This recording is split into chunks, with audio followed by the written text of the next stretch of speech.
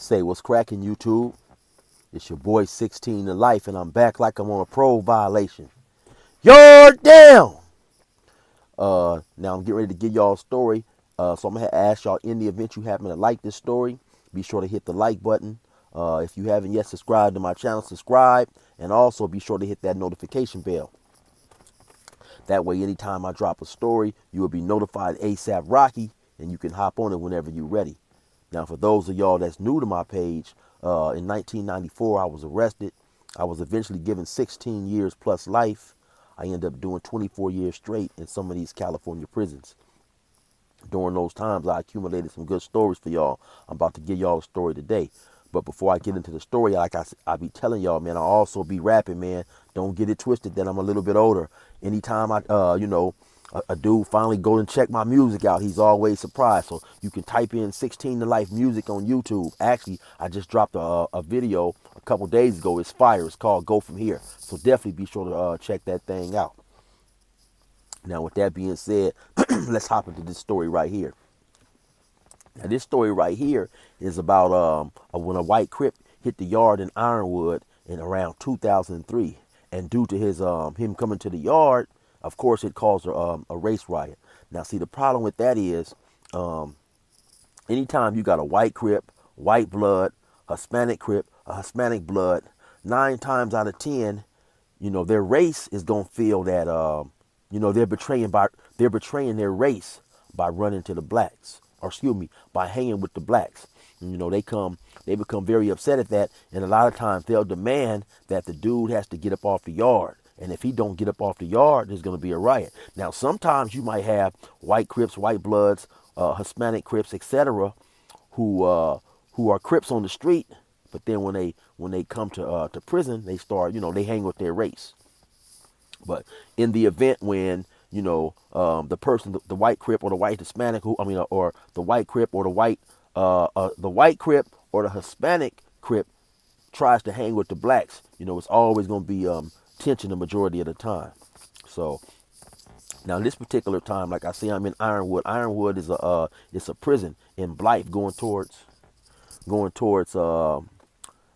Arizona. So I'm on the A yard at this time, around 2003, somewhere up in there. Now, so this particular day, we was getting ready to have a rap contest, and so we was gonna have the rap contest on the bleachers in front of the basketball court. So I went to my homie Nasir to go borrow what's known as a Super 2. Now, Super 2 is basically it's a big old radio. It's like a speaker, but they can hook it up to a CD player or something. I was going to use that for the rap contest. I had some instrumentals and stuff to play during the rap contest. So I go over there to his building, and I get at him, tell him, hey, man, let me borrow your Super 2. So he tell me, all right, cool. He ran in to go get it. And so while he was going in to get it, I'm chilling out in front of the building. Another black dude came over there. He said, hey, man, don't go down there by that bathroom. They got a lot of white dudes huddling up over there. It must be something going on.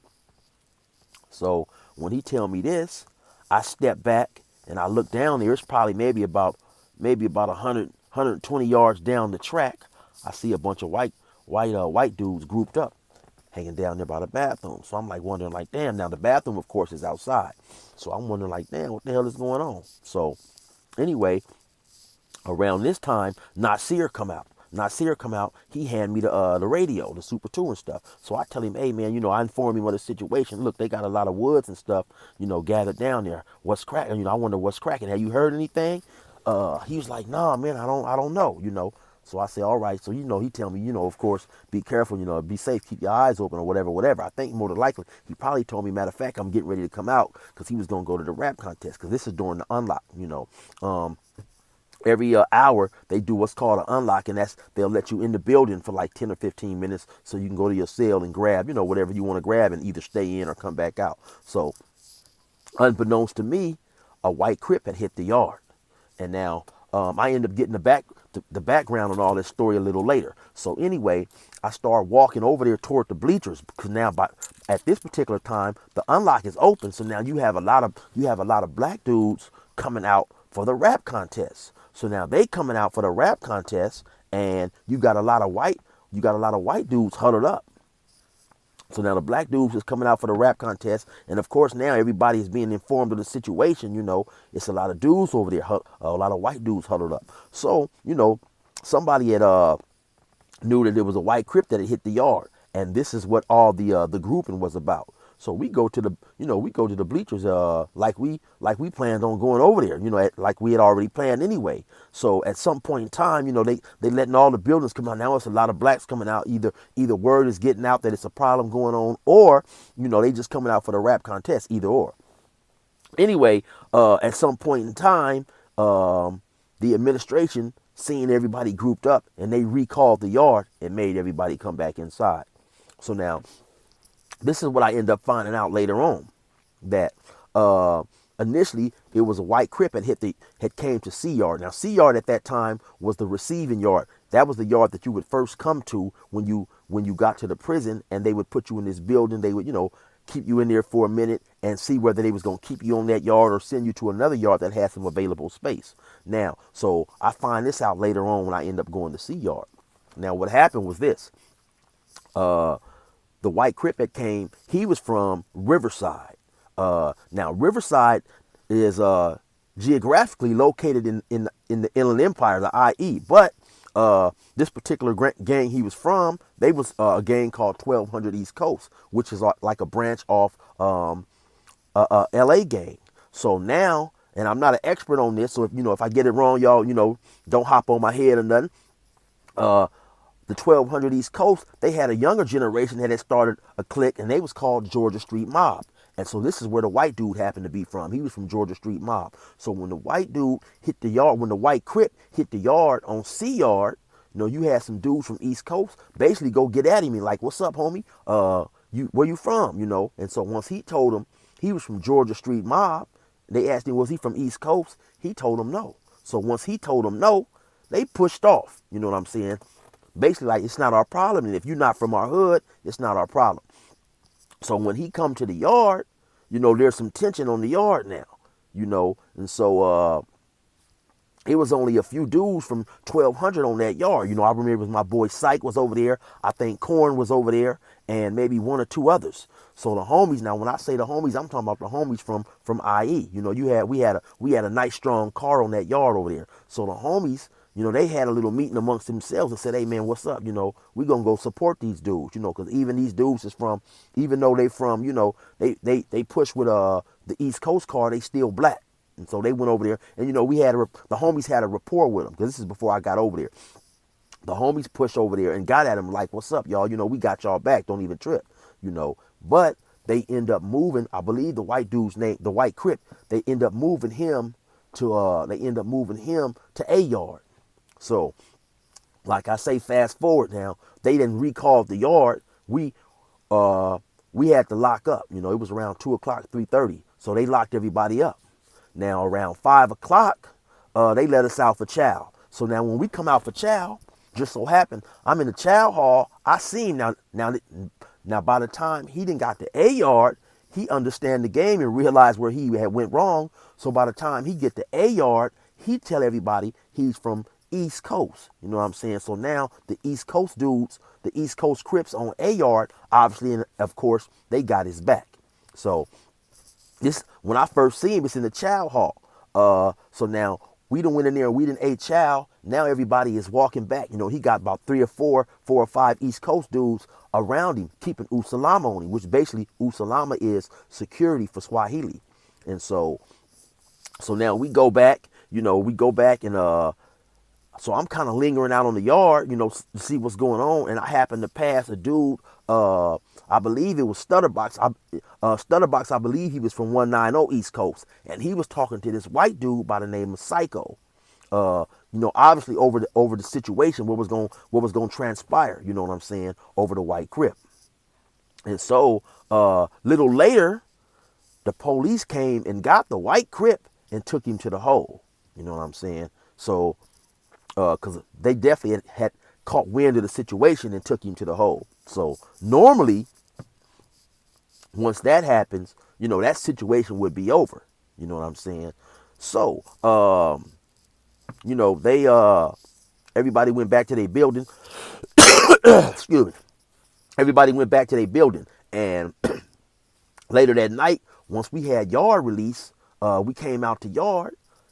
The white dudes, they still came out, and a gang of them still came out. You know what I'm saying? So we was out there on the yard, and they gathered on one side of the yard. And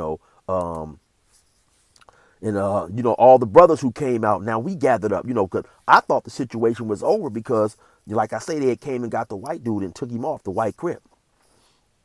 But now the white dudes that's all over there all gathered up. It may have been 60 of them, 50, 60 of them. It's way more brothers out there because, when a situation like this comes to play, you're going to have the Crips and the Bloods basically come together because now it's a race thing.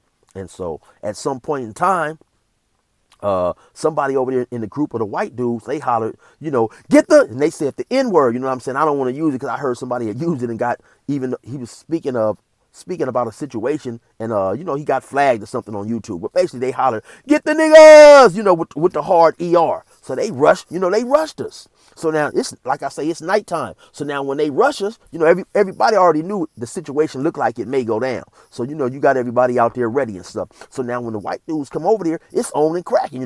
Bing, bing, bing. Everybody getting their squab on. Like I say, now in a riot, you really can't. You don't have no time, man, to look around and see who's doing what and this and that because.